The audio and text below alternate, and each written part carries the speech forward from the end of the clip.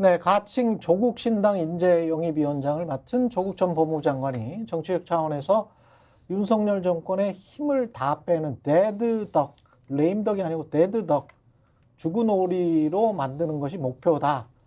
의석수는 일관되게 10석이 목표다라고 말했습니다. 삼지대의 기대 우려를 동시에 받고 있는 조국 전 법무부 장관 모시고 관련된 내용 들어보겠습니다.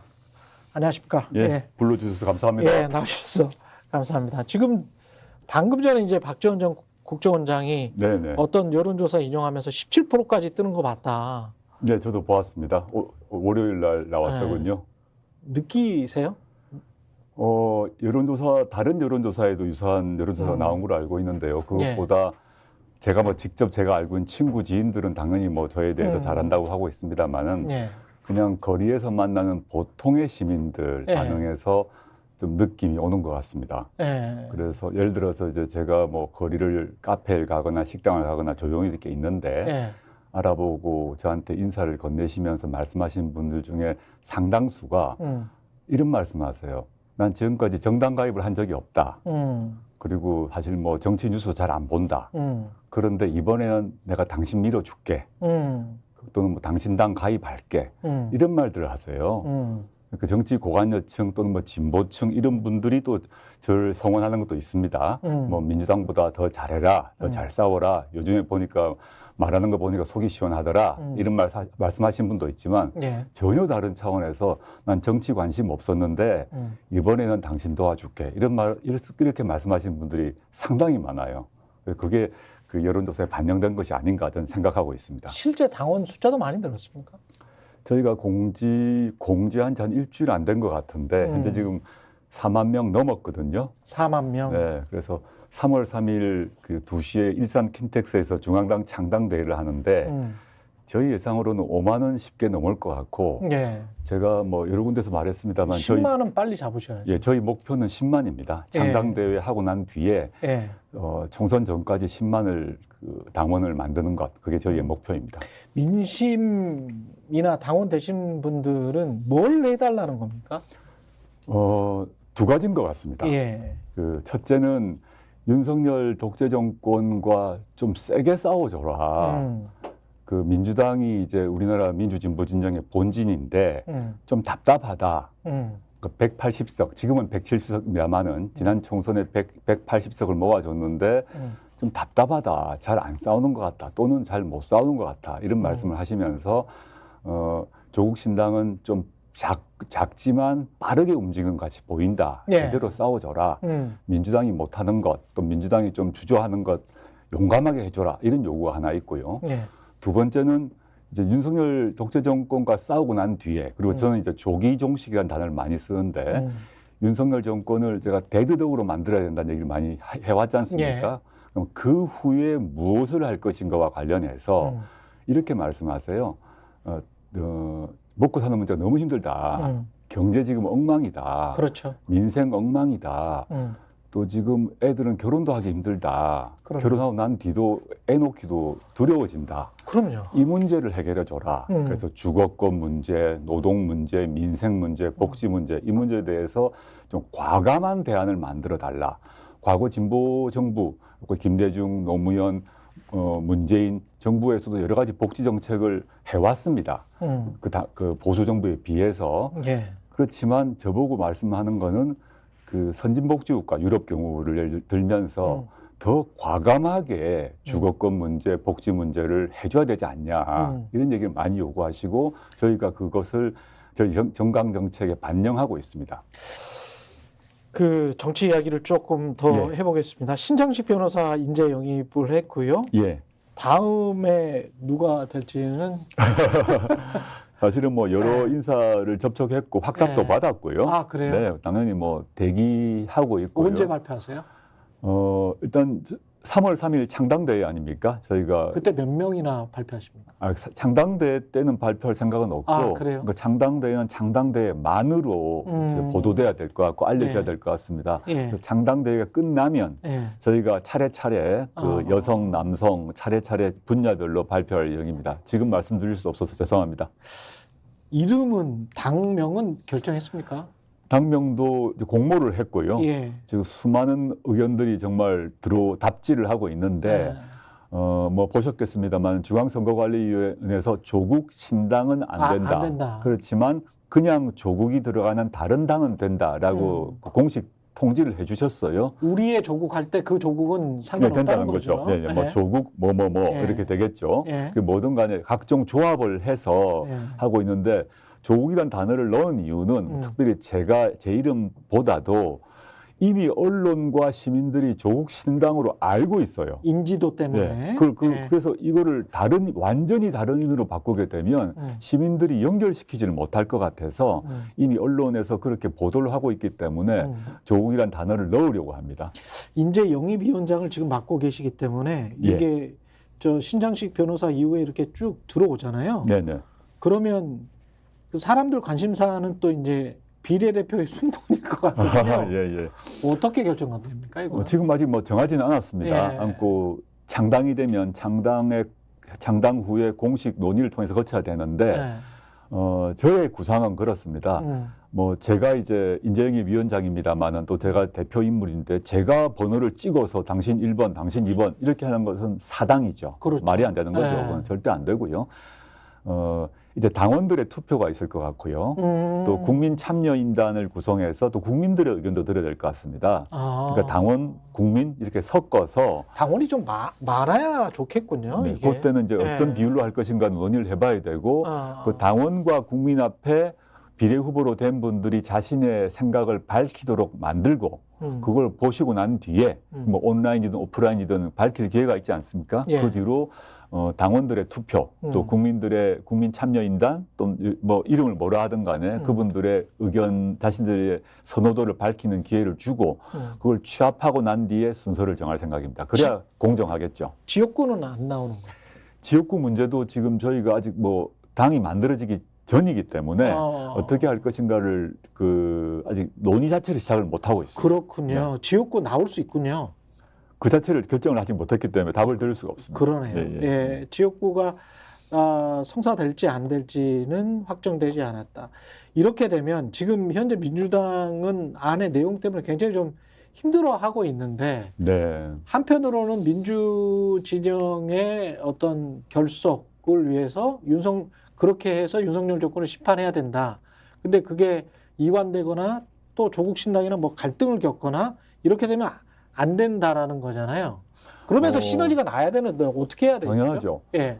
저는 지금 민주당의 공천 문제 때문에 내용이 막 크게 진행되는 것 같습니다. 내부 사정은 잘 모릅니다. 언론 보도로만 판단하는데 저는 이제 민주당이 우리 범민주진보 진영의 이제 본진이고 그 큰 집이라고 할 수 있는데 좀 안타까운 마음이고요. 빨리 수습을 해서 대우를 정비해야 된다 생각합니다. 그래야 민주당이든 가칭 조국신당이든 간에 윤석열 정권의 종식을 위해서 힘을 합칠 수 있을 것 같은데 지금은 저희는 좀 막 달려가고 있는데 민주당이 여러 가지 이제 분란이 나서 안타깝고 빨리 종식될 것이라고 저는 기대하고 있고요. 두 번째 이제 저는 창당 선언 초기부터 뭐 말을 했습니다마는 전국에서 지역구 경우에 있어서는 무조건 1대1 구도를 만드는 게 맞을 것 같아. 특히 지금과 같이 심각한 상황에서는 수도권 같은 경우 국민들의 마음이 이제 이동을 할 수가 있습니다. 어디로 이동할지는 모릅니다. 그렇죠. 그런 상태에서 1대1 구도로 만들어서 민주당도 전열을 수습하고 그래야지 겨우겨우 윤석열 정권에 대한 심판이 가능할 것으로 보입니다.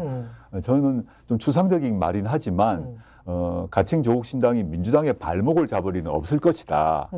저희는 민주당의 발목을 잡거나 또 민주당의 어떤 실수를 통해서 반사 이익을 얻으려고 하는 정당이 아닙니다. 민주당과 이제 같은 지향이 있습니다. 손잡고 민주당보다 더 앞장서서 몇 걸음 더 달려나가서 윤석열 정권의 조기 종식을 외치고 더 단호하고 더 강하고 더 빠르게 행동하려는 정당이거든요. 그리고 민주당과 손을 잡고 같이 싸우려고 하는 것입니다. 그리고 하나 더 이제 정강 정책에 있어서는 정강 정책을 보게 되면 저희는 좌파 정당이나 진보 정당은 아닙니다. 아니지만 서구에서 선진복지국가가 하고 있는 여러 사회권 강화 정책, 민생복지 정책은 과감하게 수용을 해서 정강 정책으로 전파할 생각입니다. 그 점에서는 민주당보다 좀 진보적일 것 같습니다. 지역구와 관련해서 1대1 구도를 말씀을 하셨기 때문에 1대1 구도를 만든다는 것은 결국은 민주당이 좀 약한 지역에서는 지역구를 뭐 낼지 안 낼지는 확정을 안 했다라고 말씀하셨습니다만, 좀 약한 지역에서 우리 쪽이 강한 사람이 있는데 그쪽이 마침이다라고 하는 그런 경우가 된다면 서로 간에 왔다 갔다 말이 오갈 수 있는 그런 통로 같은 게 필요할 것 같거든요. 뭐 이제 가정적 상황인데 예. 제가 답을 드리긴 곤란하고요. 예, 예. 현재로는 민주당과 공식적, 비공식적 통로는 없습니다.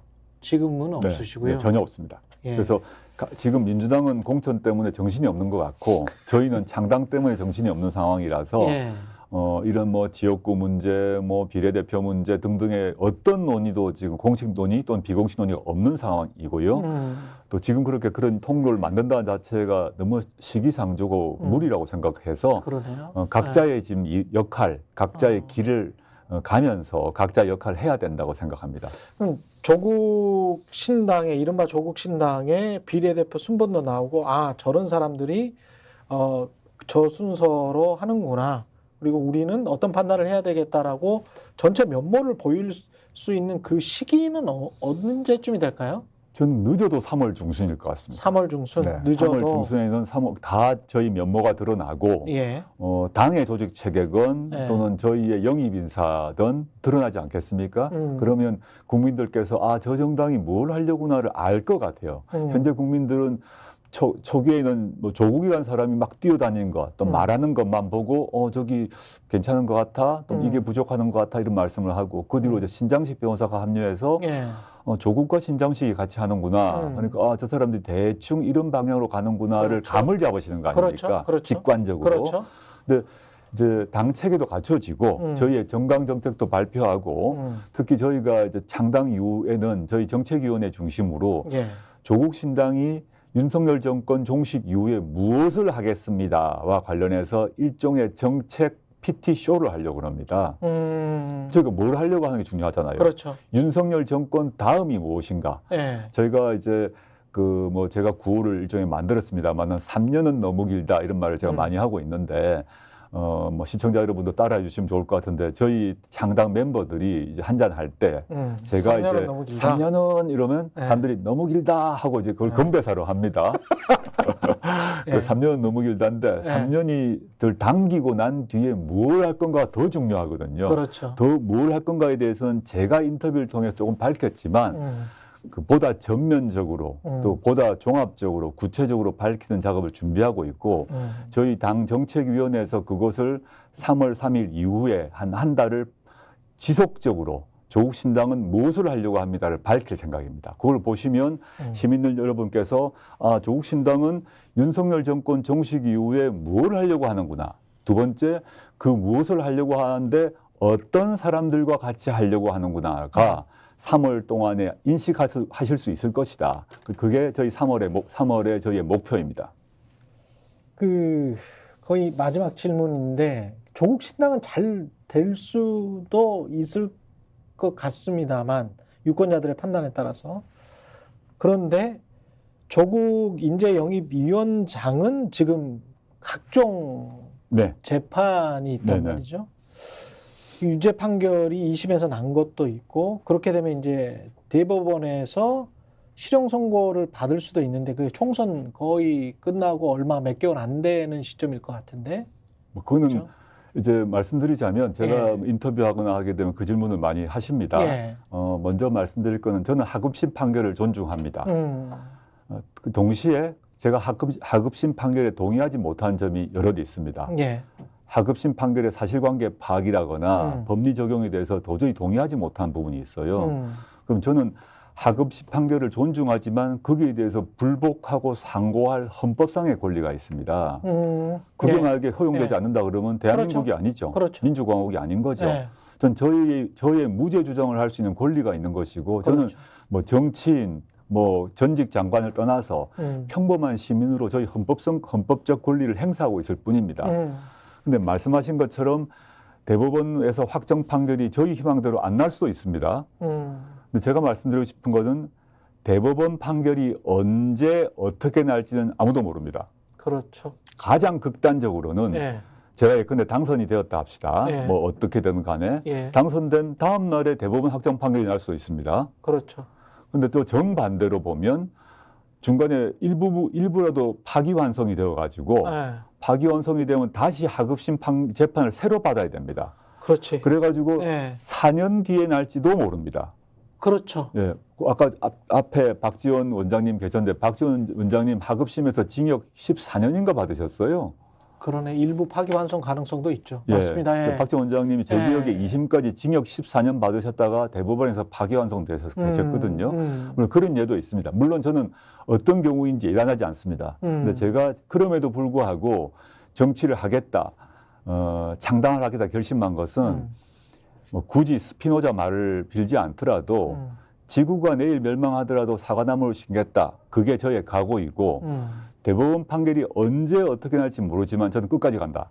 그리고 만약에 제가 언제인지 모르지만 만약에 제가 아웃된다면 저희 당에 있는 다른 저희 동지들이 저를 이어서 저희 신당이 하려고 하는 그 과제를 일들. 할 것이고 또 이 방송을 보는 많은 시청자 국민들이 그 과제에 대해서 공감하시면 또 동참해 주시겠죠. 저는 끝까지 간다. 그 끝까지 갈 것이고 그 끝까지 갔을 때 그 결과가 무엇이든 예단하지 않겠다. 그걸 미리 예단하게 되면 위축되잖아요. 그렇죠.